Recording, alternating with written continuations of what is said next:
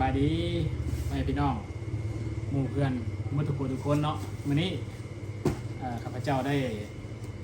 สร้างเครื่องมาจาก Lazada Shopee เนาะซึ่งว่ามีลูกค้า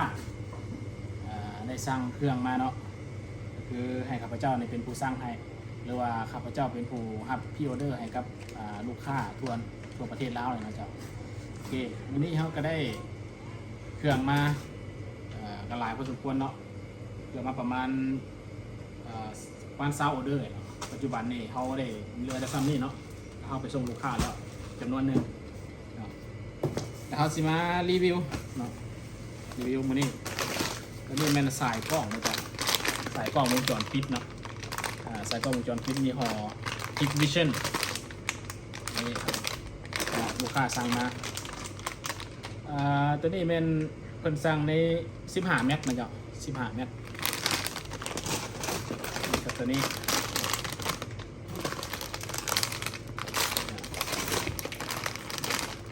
ซึ่งลูกค้าเพิ่นว่าเพิ่นมีกล้องแล้วเนาะมีกล้องแล้วแต่ว่าสายบ่มีเนาะเพราะตอนเพิ่นถือถอนเฮือนของเพิ่นเนาะ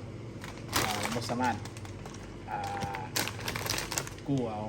สายมันเพราะว่าสายมันยาวหลายเพิ่นก็ได้สั่งซื้อสายใหม่พร้อมกับกล้องเนาะเพิ่มอีก1 หน่วยกลายเป็น4 หน่วยเนาะเพิ่นมีละ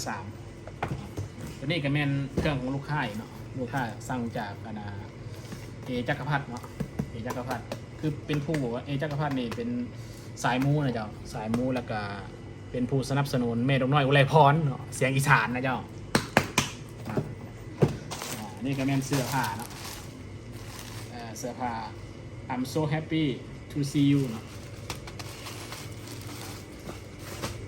แล้วก็ตัวนี้แม่นเครื่องเนาะเครื่องของลูกค้าที่กันเนาะมีเขาจะบ่ได้แกะนะเจ้าตอนอื่นจะไปส่งลูกค้าเลย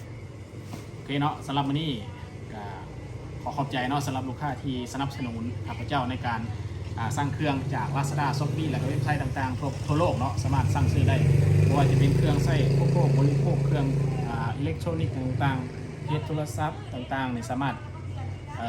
ใช้ข้าพเจ้าเนาะในการสั่งพรีออเดอร์ให้ราคาพิเศษแล้วก็พรีออเดอร์เริ่มต้น20 บาทหรือว่าเริ่มต้นเพียง20 บาทและก็สำหรับวันพิเศษต่างๆข้าพเจ้าจะมีโปรโมชั่นเช่นวันเป็นยิงวันกรรมกรหรือว่าวันศาสตร์ข้าพเจ้าจะมีโปรโมชั่นให้กับทุกท่านเนาะสั่งฟรีค่าส่งลูกค้าใจเองเนาะโอเคนี่ก็ขอข่าวว่าสบายดีเอาละลูกค้ามาแล้ว